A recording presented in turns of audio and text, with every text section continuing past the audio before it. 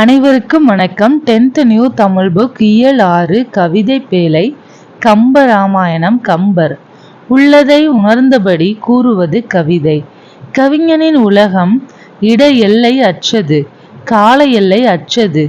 கவிஞனின் சிந்தைக்குள் உருவாகும் காட்சியை சொல்லை கொண்டு எழுப்புகிறான்.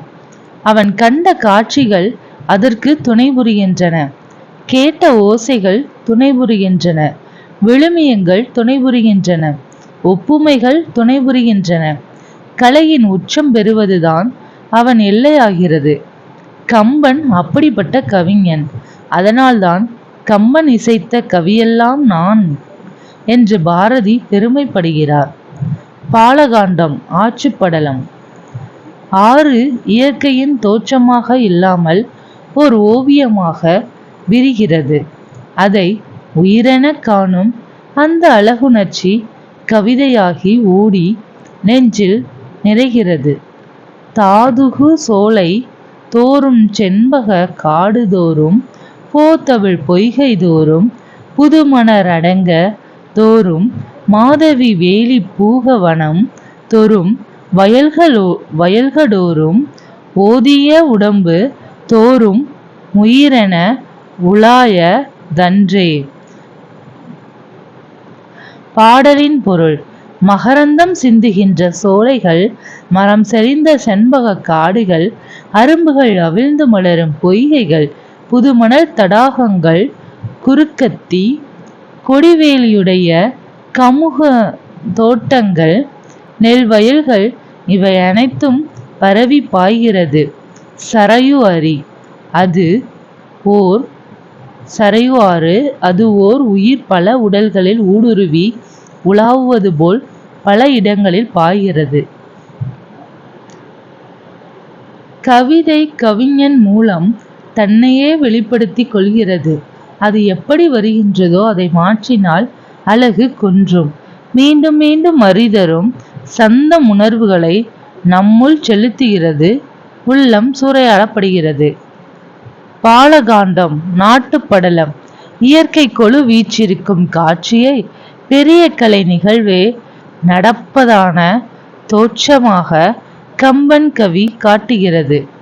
தண்டலை மயில்களாட, தாமரை விளக்கந் தாங்க, கொண்டல் கண் முழவி நேங்க, குவளை கண் விழித்து நோக்க, தெண்டிரை எழினி காட்ட, தேம்பிலி மகரையாளின் வெண்டுகளினிது பாட மருதம் வீற்றிருக்குமாதோ.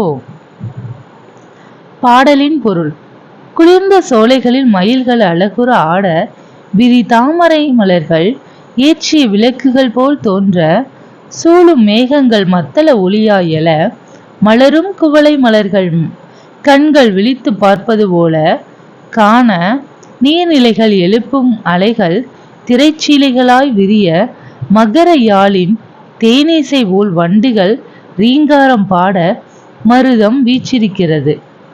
பாலகாண்டம் நாட்டுப்படலம். ஒன்றின் இருப்பால் இன்னொன்று அடையாளப்படுத்துகிறது என்ற மெய்யியலை கொண்டு ஒரு நாட்டின் பெருமையை புலப்படுத்தும் கம்பனின் உத்தி போற்றத்தக்கது.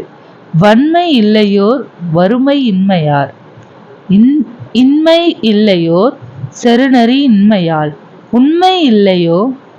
உண்மை இல்லை பொய்யுரை இலாமையால், வெண்மை இல்லை பல்கேள்வி மேவலால். கோசல நாட்டில் வறுமை சிறிதும் இல்லாததால் கொடைக்கு அங்கே இடமில்லை. நேருக்கு நேர் போர் புரிபவர் இல்லாததால் உடல் வலிமையை எடுத்து காட்ட வாய்ப்பில்லை. பொய்மொழி இல்லாமையால் மெய்மை தனித்து விளங்கவில்லை. பல வகை கேள்வி செல்வம் மிகுந்து விளங்குவதால் அங்கு அறியாமை சிறிதும் இல்லை. அயோத்திய காண்டம் கங்கை படலம். ராமனுடைய மாநிற மேனியை வர்ணிக்கும் கம்பன் மை மரகதம் என்றெல்லாம் உவமை சொல்லி நிறைவாக சொல்ல இயலவில்லை என்பதை ஐயோ என்ற சொல்லில் வைப்பதன் வாயிலாக இதை இயன்றதாக்குகிறான். வெய்யோனொளி தன் மேனியின் விரிசோதியின் மறைய, பொய்யோவென மிடைகளோடு மிளையானோடும் போனான் மையோ மர கதமோ மறி கடலோ மலை முகிலோ ஐயோ விவன் வடிவம் என்பதோ ரலியா வளகுடையான். 1926. பாடலின் பொருள். பகலவன் பட்டொளி ராமனின் நீலமேனி ஒளியில் பட்டு இல்லை எனும்படி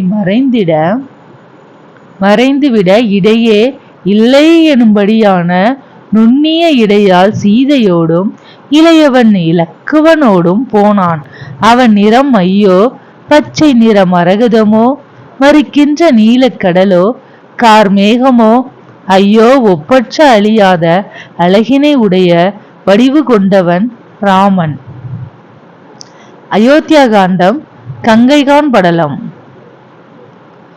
கவிதைகள் மூலம் பெரும் இன்பங்கள் எத்தனையோ. அதில் ஒன்று சந்த இன்பம். பொருள் புரியாவிடினும் சந்த இன்பம் மகிழ்ச்சியூட்டுகிறது. ஓசை தரும் இன்பம் உவமையிலா இன்பமடா என்று பாரதி சொல்வதை இதில் உணர முடியும். ஓசை தரும் இன்பம் உவமையடா இன்பமடா, ஓமையிலா இன்பமடா என்று பாரதி சொல்வதை இதில் உணர முடியும். ஆழ நெடுந்திர யாரு கடந்திவர் போவாரோ வேல நெடும்படை கண்டு நடுங்கிட வில்லாளோ தோழமை என்றவர் சொல்லிய சொல்லொரு சொல்லன்றோ ஏழமை வேடன் நிருந்தில நெஞ்சனை ஏசாரோ. 2317. பாடலின் பொருள். ஆழமும் பெரிய அலைகளை உடைய கங்கை ஆற்றை பரதன் முதலானோர் கடந்து செல்வார்களா? யானைகள் கொண்ட சேனையை கொண்டு புறமுதுகு காட்டி விலகிச் செல்கின்ற வில் வீரனோ நான். தோழமை என்று ராமர் சொன்ன சொல் ஒப்பற்ற சொல் அல்லவா? தோழமையை எண்ணாமல் இவர்களை கடந்து போகவிட்டால் அற்பனாகிய இந்த வேடன் இறந்திருக்கலாமே என உலகத்தார் என்னை பழி சொல்ல மாட்டார்களா? யுத்த காண்டம். கும்பகர்ணன் வதைப்படலம். உலக்கையால் மாறி மாறி இடிக்கும் ஒத்த ஓசையில் அமைந்த சந்தம் கும்பகர்ணனை எழுப்பும் காட்சியை கண்முன் நிறுத்துகிறது. கும்பகர்ணனை எப்படி எழுப்புறாங்கன்னா உலக்கையால மாறி மாறி இடிக்கும் ஒத்த ஓசை. உறங்குகின்ற கும்பகர்ண உங்கண் மாய வாழ்வெலாம் இறங்குகின்றதின்று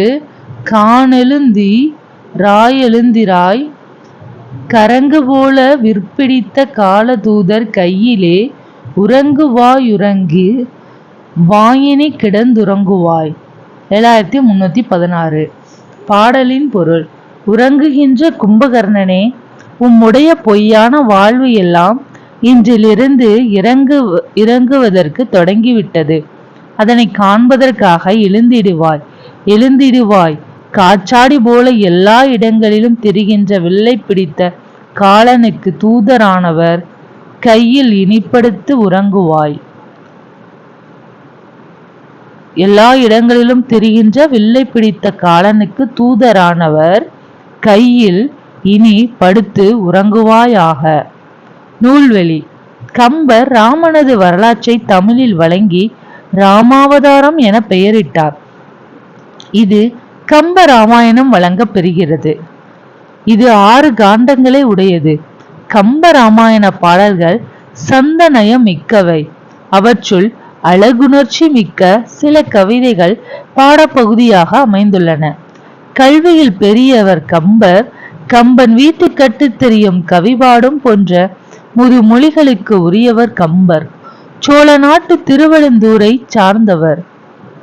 திருவெண்ணை நல்லூர் சடையப்ப வள்ளலால் ஆதரிக்க பெற்றவர்.